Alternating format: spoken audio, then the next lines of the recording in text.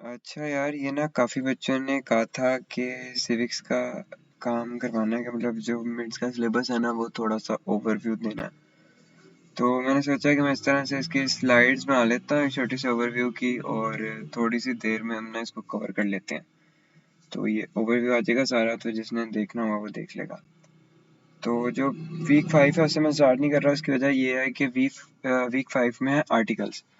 तो आर्टिकल का ये होता है कि अगर आपको आर्टिकल का पता है, मतलब आर्टिकल 8 आ गया तो आपको आर्टिकल पता है कि उसमें क्या लिखना है, तो लिख सकते हो, नहीं तो लिख नहीं सकते। और इसी तरह दूसरे हैं सारे जितने भी आर्टिकल्स हैं, तो ज़ाहिर है वो तो याद करने पड़ेंगे। तो इसलिए वो मैं करा नहीं रहा, उसमें कोई कंसेप्ट वाली चीज़ है नहीं। और अगर वीक 6 है तो ये इस पे था पॉपुलिज्म एंड इट्स फैक्ट्स पे। तो ये हम स्टार्ट करेंगे यहाँ से।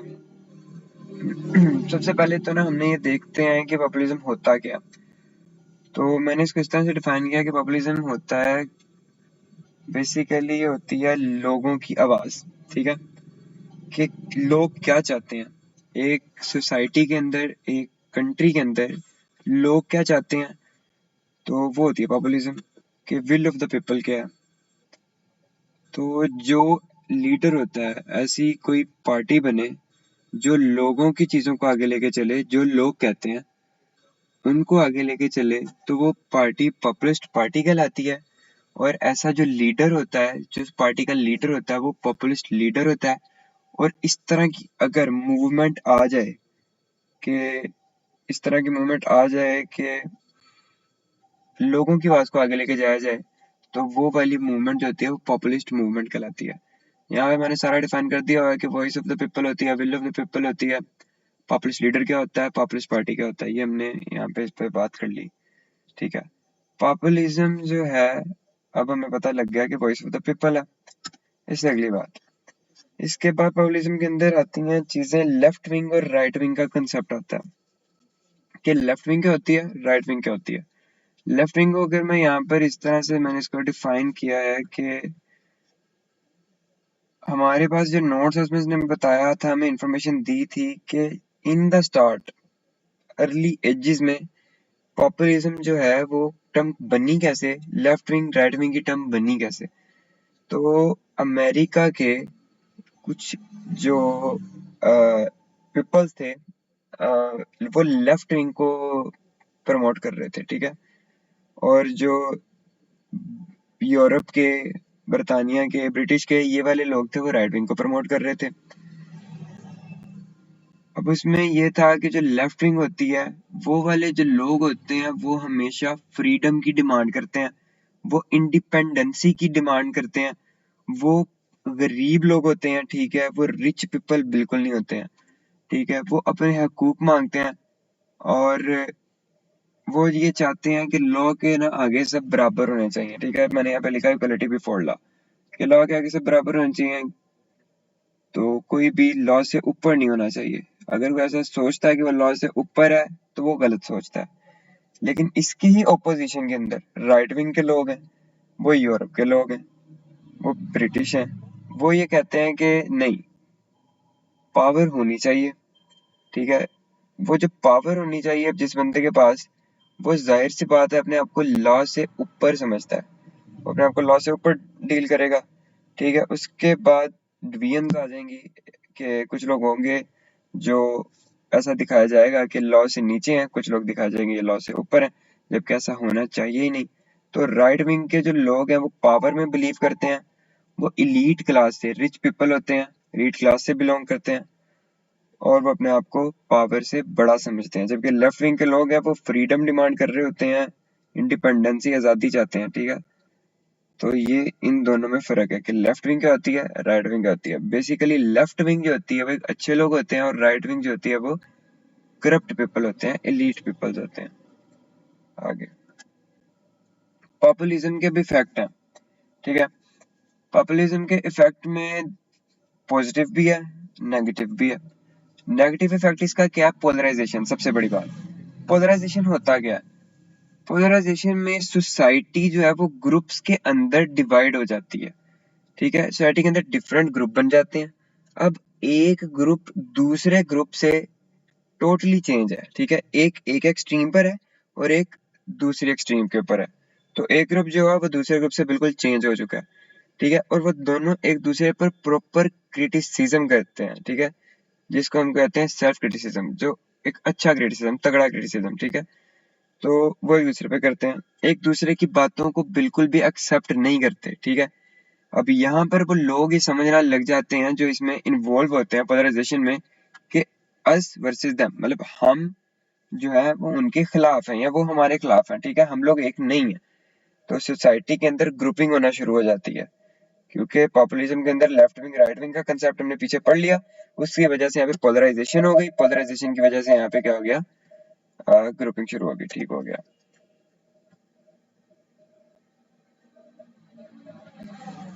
ठीक है, अब हमने ये पढ़ लिया, पोलराइजेशन वाला भी हो गया।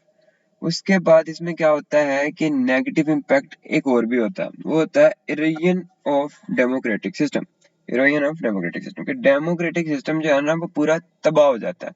होता कैसे है, अगर आपकी ओपोजिशन जो लीडर है, गवर्नमेंट है, गवर्नमेंट में जो ओपोजिशन लीडर बैठा है, वो अगर पॉपुलिस्ट लीडर था, पॉपुलिस्ट लीडर कौन होता है, जो आवाम की राय को लेके आगे आता है, ठीक है। अगर तो वो पॉपुलिस्ट लीडर था, और फिर वो जो पॉपुलिस्ट लीडर था वो, मैंने यहाँ पे लिखा बेरहम था, ठीक है। तो बेरहम का मतलब यहाँ पे ये है कि वो जो उसकी दूसरी पार्टी है, उसके खिलाफ पार्टी है, जो इस वक्त गवर्नमेंट रन कर रही है, उनके खिलाफ जो है वो प्रोपोगेंडा करते रहते हैं, ठीक है। मुल्क को नुकसान होता है, एहतजाज वगैरह करते रहते हैं, इस तरह की चीजें होती रहती हैं, कि अगर जो पॉपुलिस्ट लीडर है वो जाके अपोजिशन में बैठ चुका हुआ है, इस टाइम उसके पास गवर्नमेंट नहीं है, और अगर वो इस तरह का पॉपुलिस्ट लीडर है तो फिर वो ये हरकतें करता है, तो जिसकी वजह से डेमोक्रेटिक सिस्टम जो है वो आपका तबाह हो जाता है। तो ये इसके दो नेगेटिव इम्पैक्ट हैं, जिसमें पोलराइजेशन भी आ गई, जिसमें इरोजन ऑफ डेमोक्रेटिक सिस्टम भी आ गया। अब बात करेंगे इसके पॉजिटिव इम्पैक्ट के ऊपर, कि पॉपुलिज्म का पॉजिटिव इम्पैक्ट भी तो होता है, कोई नेगेटिव है तो पॉजिटिव भी होना चाहिए। पॉजिटिव है प्लूरलिज्म। प्लूरलिज्म में एक ये होता है कि सोसाइटी के अंदर ग्रुपिंग होती है, लेकिन वो ग्रुपिंग जो होती है वो बेनिफिशियल होती है। किस तरह से, कि चार पांच लोग इधर इकट्ठे हो गए, चार पांच लोग इधर इकट्ठे हो गए, मतलब मैं एक एग्जांपल दे रहा हूँ, तो उनका एक अलग व्यू, लेकिन दोनों एक दूसरे के व्यू को सपोर्ट करते हैं, एक दूसरे के व्यू को समझते हैं, एक दूसरे के ऊपर कंस्ट्रक्टिव क्रिटिसिज्म करते हैं, ताकि वो एक दूसरे की बातों से सीखें, ठीक है। तो एक दूसरे को एक्सेप्ट कर रहे होते हैं। तो ये इसका पॉजिटिव इम्पैक्ट है। इससे क्या होता है, जब आप इस तरह से चीजें, ये डिवाइड हो जाती हैं चीजें, उसके बाद आपको ज्यादा सोचने का मौका मिलता है, ठीक है। आपके जो पॉइंट ऑफ व्यूज हैं उनको एक ब्रॉडर व्यू मिलता है, ठीक है, कि आपके पॉइंट ऑफ व्यू की अहमियत बढ़ जाती है, ठीक है।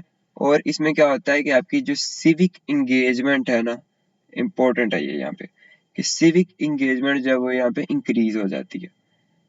अब सिविक इंगेजमेंट क्या होता है, पॉजिटिव इम्पैक्ट हमें समझ आ गया कि प्लूरलिज्म जो है ना वो इसका पॉजिटिव इम्पैक्ट है, पोलराइजेशन इसका नेगेटिव इम्पैक्ट है, इरोजन ऑफ डेमोक्रेटिक सिस्टम भी इसका नेगेटिव इम्पैक्ट है।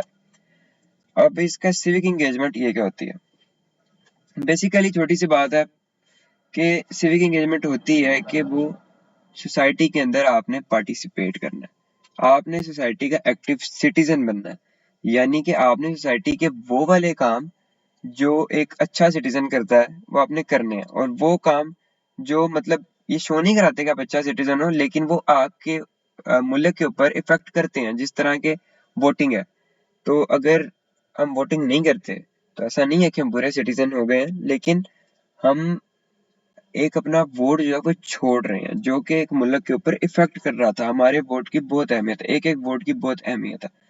तो ये होती है सिविक इंगेजमेंट। तो इसमें ये भी आ जाता है कि working with other positive change, यहाँ पे मैंने लिखा था कि आप अच्छे चेंज के लिए दूसरों के साथ काम करते हैं, आप ऑर्गेनाइजेशंस रन करवाते हैं, ऑर्गेनाइजेशंस रन करवाते हैं ये।